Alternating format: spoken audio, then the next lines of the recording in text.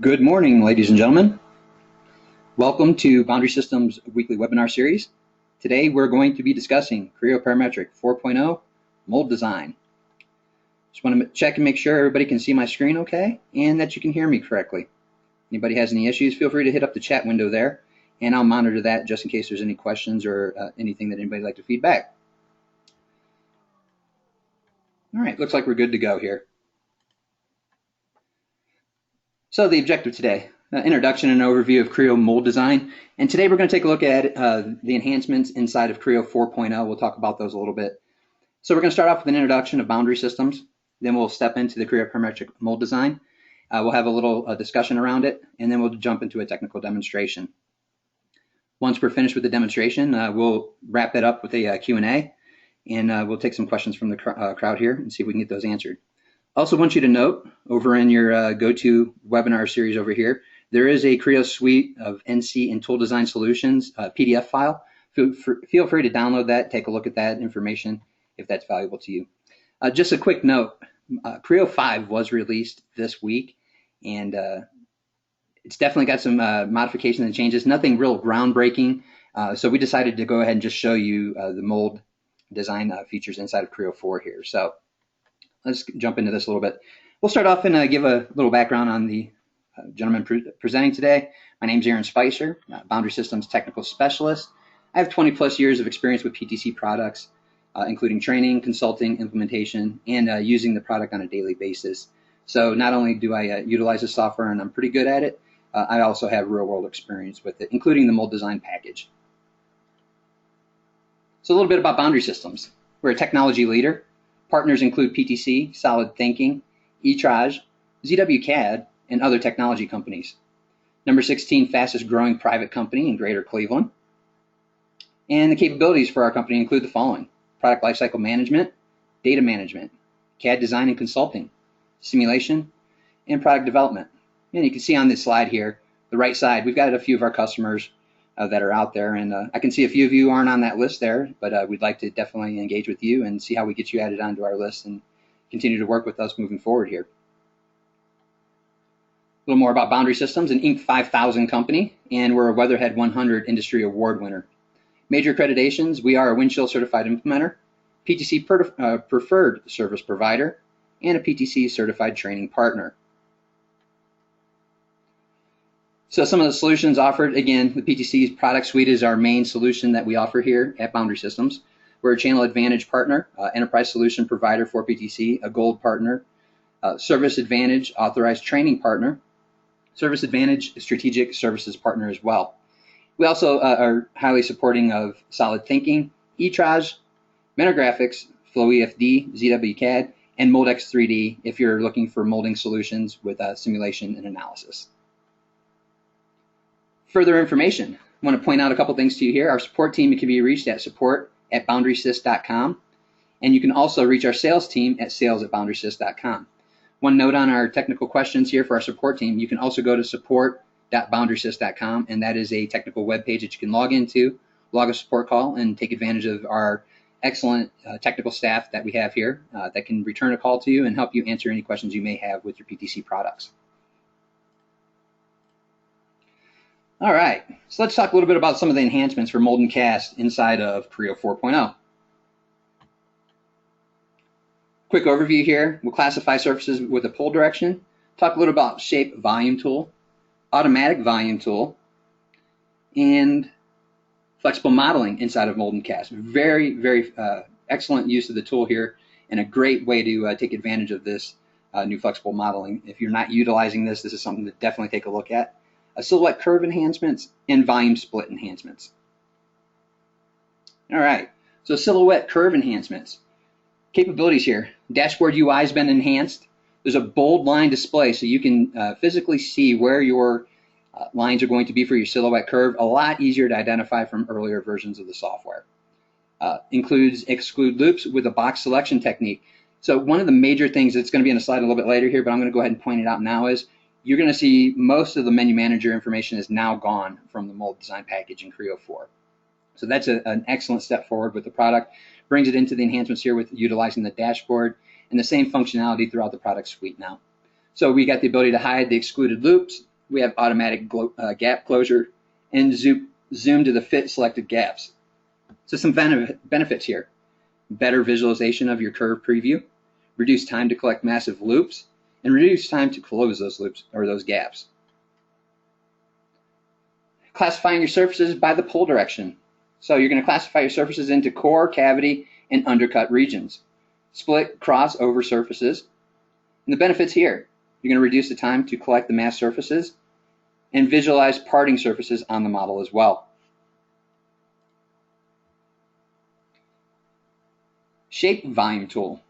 You'll be able to create the mold and die volumes with classified surfaces and parting surfaces.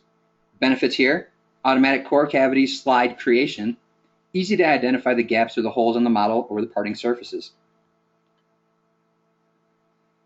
Automatic volume tools. So there's a nice enhancement here with the ability to create a cube or a bar-shaped volume with reference surfaces.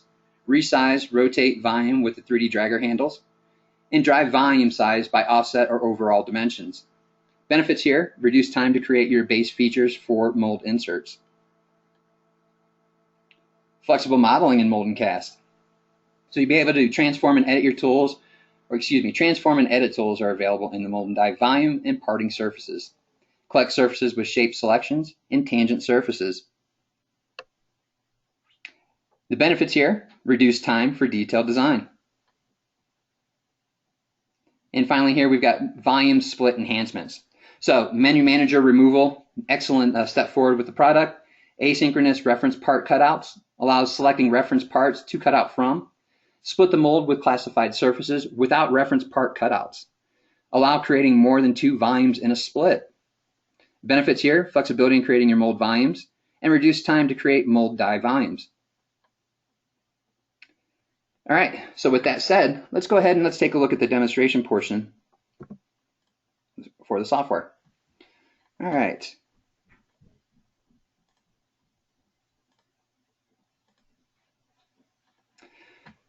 So competitiveness of molding industries nowadays is much more than ever. To be more competitive, mold and die makes need to shorten their developing time, reduce the product cost, and make sure the designs are in high quality.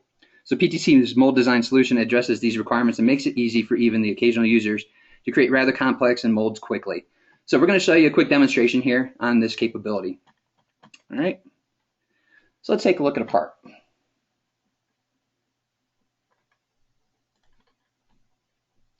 We're going to start off here in the interface. We're going to change to our working directory, and we're going to take a look at a part here.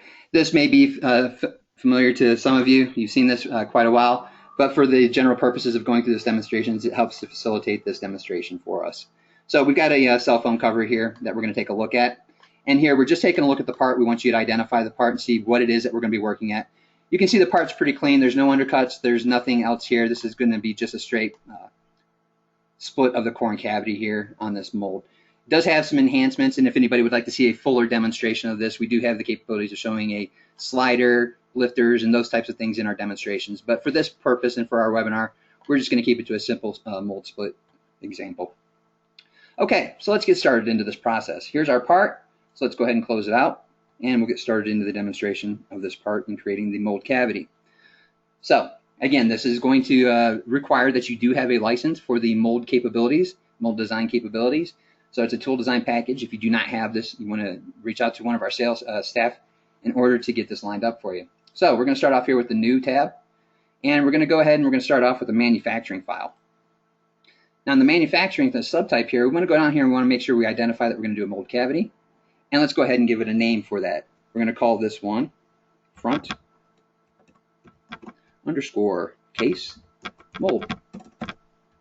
Let's clear this, use default template. We want to be able to select the template we want to use here.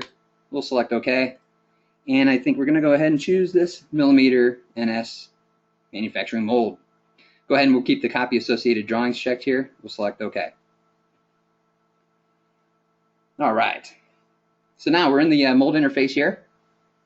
And we're going to go ahead and we're going to bring in our part. So what we're going to do is we're going to start off by assembling the reference model into our design here. And we're going to start off by going into our mold process tab up at the top. And we're going to select on our design initialization tab over here. And we're going to select our reference model. to assemble into it. Bring my tab over here. The reference model we're going to use a cell phone again.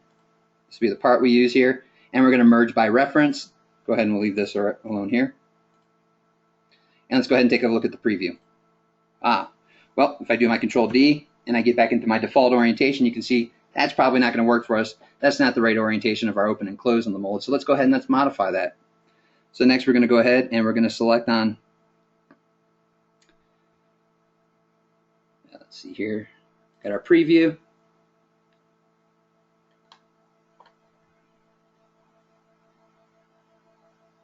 And we're going to go ahead and we're going to change here. We're going to select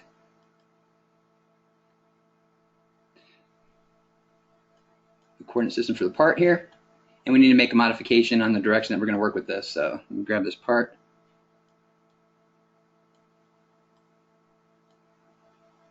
This over a little bit. And then we need to modify the orientation of this. So we're going to bring this little menu manager over here. There is this one that's still left over, but it brings up our reference model orientation. And we're going to make sure we're in the X direction here. Let's change this to 90. You can go to our Control D, make sure we're in our default orientation. That looks better. That's what we want for this orientation. We're good here. We got up for the rotate. We select OK. That's for the X. And select OK here. Now back into this for the layout. We're going to go to a rectangular layout. And again, we're going to select on preview. And we're going to come over here and we're going to change the orientation of this. We're going to go to an X symmetric.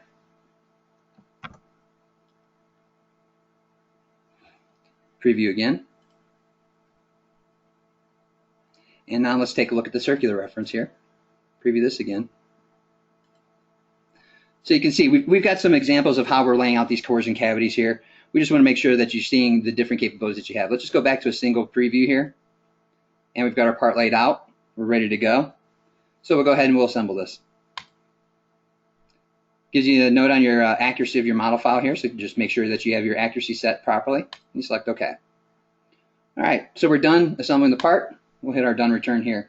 So now the next thing that we need to do, we need to add shrink to our model. So we're going to come over here and we're going to select on this over in our mold processes and select under the design initialization again, shrink by scale.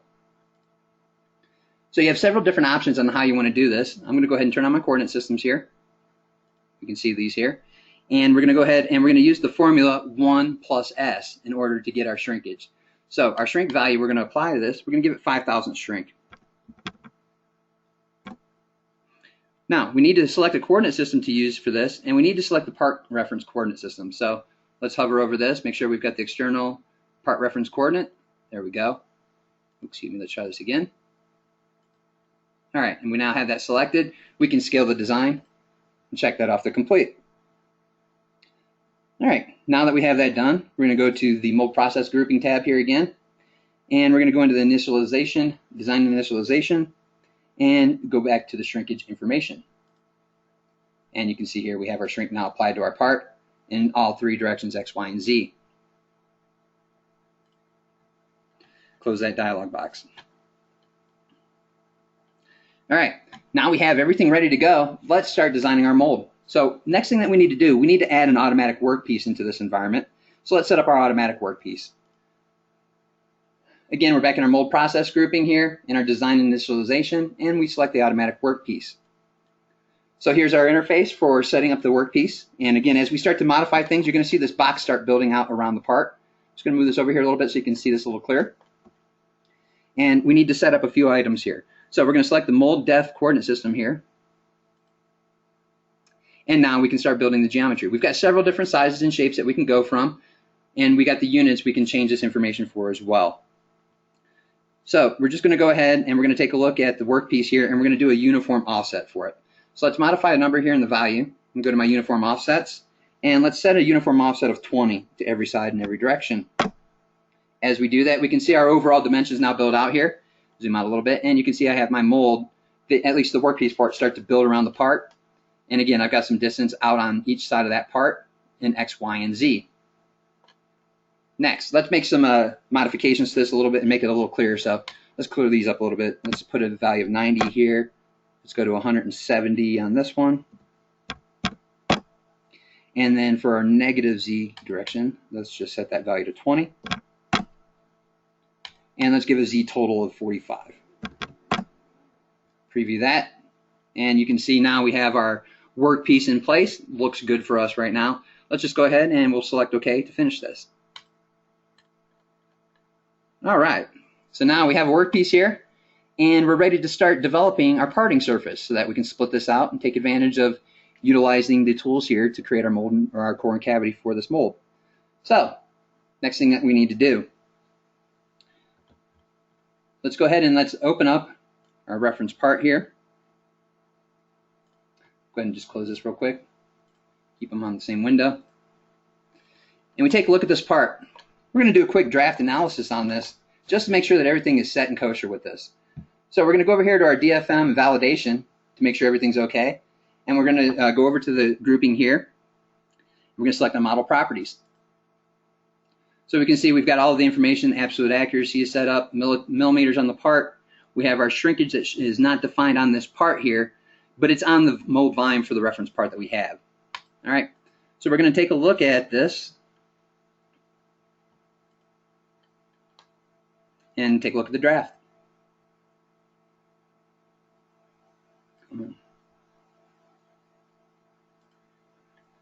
All right, so we'll select the part out of the screen here. And now we need to set up a direction for how we're going to pull this out. We're going to select this face here. And you can see, as I spin this around and take a look, most of it is taken care of. We've got this one surface in the back here, though, that doesn't have any draft on it. And again, we don't want it to stick into the mold, and we want to give it some effort to get out of that mold easily. So let's modify this one and take advantage of the tools here to add the draft onto that one surface. So go ahead and close out of this real quick. And let's add that draft. So we're going to go back in here and go back into our DFM validation. And we're going to go into this manipulation group here, and we're going to select the move command.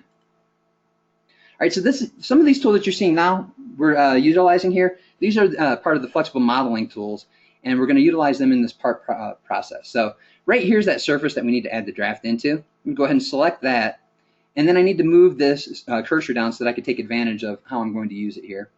And change my references, and then I'm going to go ahead and select the edge. Oh, excuse me here. Let's change the origin from free. We're going to select the edge here. So now we have something that we can move this surface, and I'm just going to visually move it here so you can see it right up on the screen. And you can see I'm adding draft into that surface in the pull direction. So I want 2 degrees at least. So we got it on that right side. If I don't get the value right where I want it, let's just go ahead and just key it in. All right, so now I have my draft added to that part. We'll check it off to complete.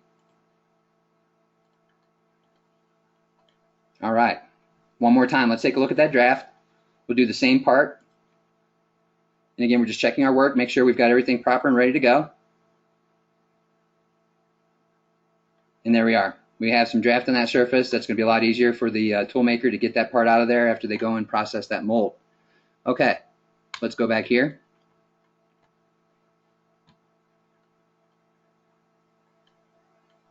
And now we're ready to go. So I'm going to go ahead and close out of this window.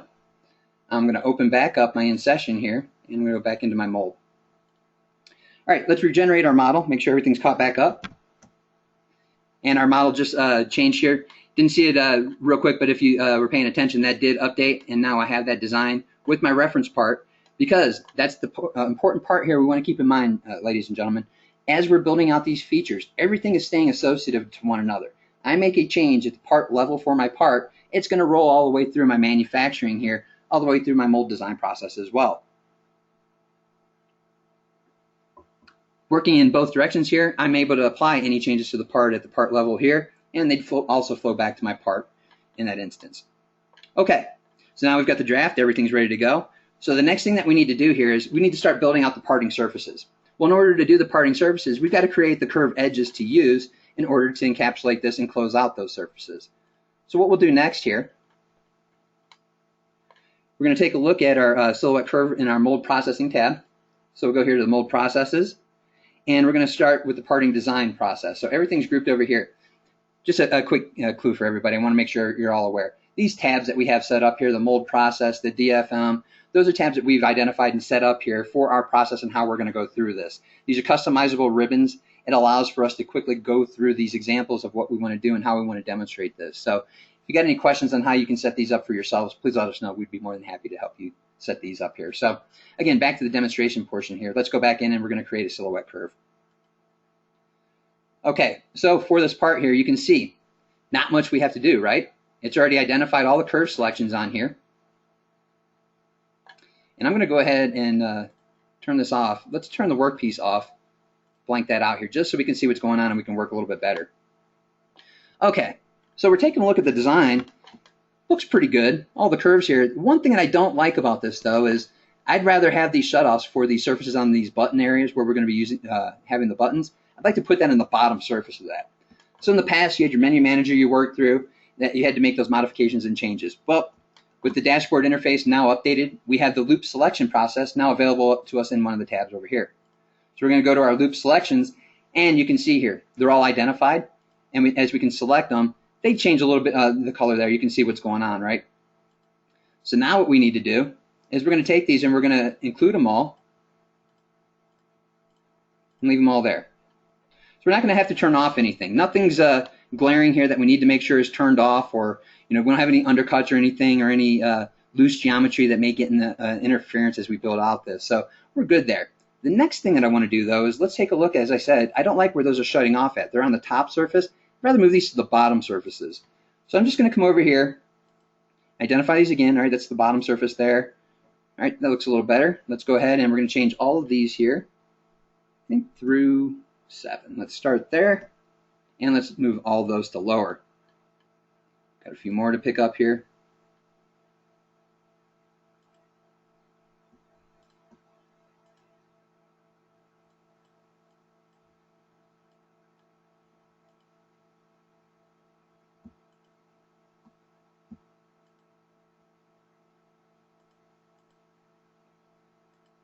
That should get them all now.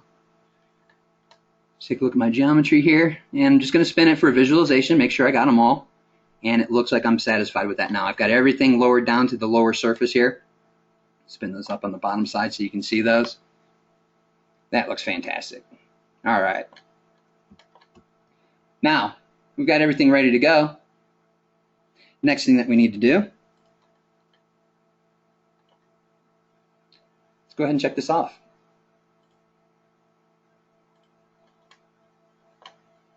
All right, so you can see we have our silhouette curve here. Again, I'll flip it over. It's highlighted a little green here. Maybe a little bit hard to see, but it does have those curved edges available to us. All right, so now we're ready to go. We want to go ahead and we want to create our silhouette surface for the parting skirt surface here. So we're going to go ahead into the example here. We're going to go into parting design in our groupings here in our mold process tab, and we're going to select on the parting surface process. All right, again, another changing ribbon up at the top here. We've got some interface stuff that we can use to build out that information. So the next thing that we need to do, we're going to select on the skirt surface process. So it's not shown right up here on the screen, but if we hit the expander here, make sure I got my volume turned on.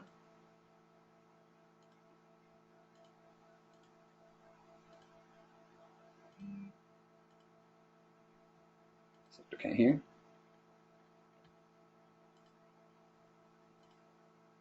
All right, and now we'll create the skirt surface. Okay, so here's some of the menu manager stuff, still outlier. I apologize, there's a few things I guess that are still there. But we've got our feature curves here. We're just going to go ahead and we're going to select the silhouette curve here. Have that selected, done select. Let's just take a quick preview. All right, so as I spin the model around, you can see we have our core and cavity skirt surface being developed here. Spin that up on the bottom side, and that looks pretty good. All right, so let's go ahead and hit OK to that. Now again, most of the customers and most of you that are going to be doing the mold designs, we completely understand. You're not going to have these open and closed molds, but for simplistic reasoning, we just want to go through this, a quick demonstration to show you the capabilities. This is a highly complex tool for creating highly complex mold tools as well. So we can definitely demonstrate further capabilities. Again, reach out to a sales customer or a sales advisor to help you with that process, and get one of our technical specialists in front of you, and we can run through a part for you that's a little more reminiscent of what you would be working on in your real world situations here. All right, so we've got the silhouette surface ready to go. So we're getting pretty close here that we can just jump in and we can take a look at splitting this out now. So I'm going to go over here, go back to my default orientation, and I'm going to go back over here to my, need to check this off to complete the process. So I'm going to check it off here. Now I have my parting surface that's been developed, ready to go. And now what I need to do is I need to split out those parts. So again, in Creo 4, we're going to take a look at using the volume split functionality here, show you its new capabilities. So we're going to go to volume split. We're going to leave it at 2 volumes, and we're going to split all the work pieces here. We'll select done. And we can see we have it split up here, and it's identifying that core and cavity split. Using that surface that was already in there, to identify that, we're going to select OK here. What am I missing?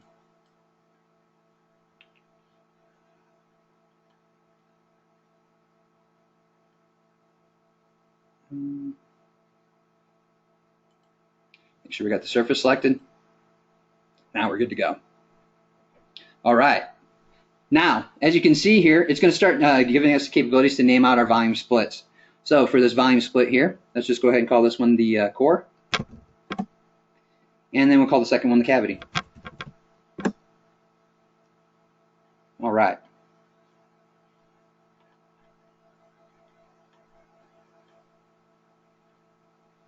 Alrighty. So let's take a quick peek at what we've just now done. So we're going to go up here in our graphics toolbar. I'm going to turn off a couple items. Let's go ahead and blank out our workpiece and our component there. My parting surface, I don't need this anymore. Let's go ahead and blank it for this. And we'll select OK. Well, let's turn off one of these here. We'll do that in the interface. Okay, let's take a look at our mold now. So I'm going to go to this one first.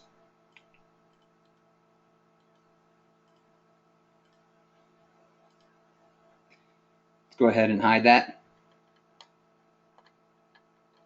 And there we are. We have the core side developed, ready to go with all of our shutoffs. This is a very simple split on this part. No complexity to this geometry that you see here. And let's go ahead and let's turn this one back on. Show you the other side as well. And you can see we have our cavity side as well. All right, so now we have all those ready to go. Let's turn that back on. Go to Control D. The next step here, and what you need to do is you need to create a cavity insert. So we're going to do it by going to the following. We're going to go to our mold process here. We have our mold component grouping up at the top. We're going to select on the cavity insert process. So there's my core and cavity. Select OK to those. And there we go. We have our parts developed. I'm going to go ahead and I'm just going to close this out here. Go open up in session. And I have my core. And the nice thing here, what happens is as we split those out, the parting surface used to develop that turns into this blue coloring. And again, you can set up the customization of the colors however you wish, but this allows us to see what our shutoff surfaces are for this mold face here on the core. Let's close that one out. Let's take a look at the cavity side as well. Flip this over and you can see the same thing. Okay, so that's a very quick demonstration and an overview of splitting out cores and cavities inside of Creo. A lot more complexity, adding in your ejector pins and everything else, runner systems, everything that you need for your molding process and capabilities are inside of Creo. Another thing I'd like to talk about a little bit, and a product that I'm pretty excited about, I've utilized quite a bit, is the expert mold base functionality as well. So if you're doing tooling design where you've got to do the complete tool packaging, you can use the expert mold base to do the mold frames and everything else. Then insert your mold products that you split out with your cores and cavity process like you've just seen here. Add those into your EMX expert mold base functionality and build out the complete mold design process for you. All right, I'm going to go ahead and close this out for now. And come down here.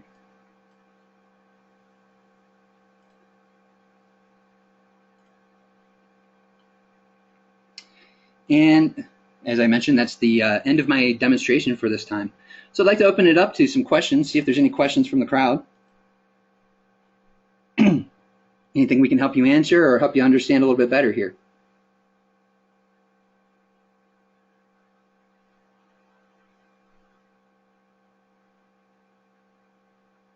All right. Well, again, ladies and gentlemen, I'm going to thank you for taking your time today and stepping in here to take a look at this demonstration with us. If there's anything further we can answer for you, again, we've got a very complex tool here, but just for the audience, we wanted to keep it a very fresh and quick demonstration for intents and purposes of keeping this condensed down. Anything we can help identify, we'd love to come on site with you, or we can do this over a webinar again and go into a little more deeper dive on this. So, ladies and gentlemen, thank you for your time today. We look forward to engaging with you here in the future, and we'll talk soon. Thank you very much.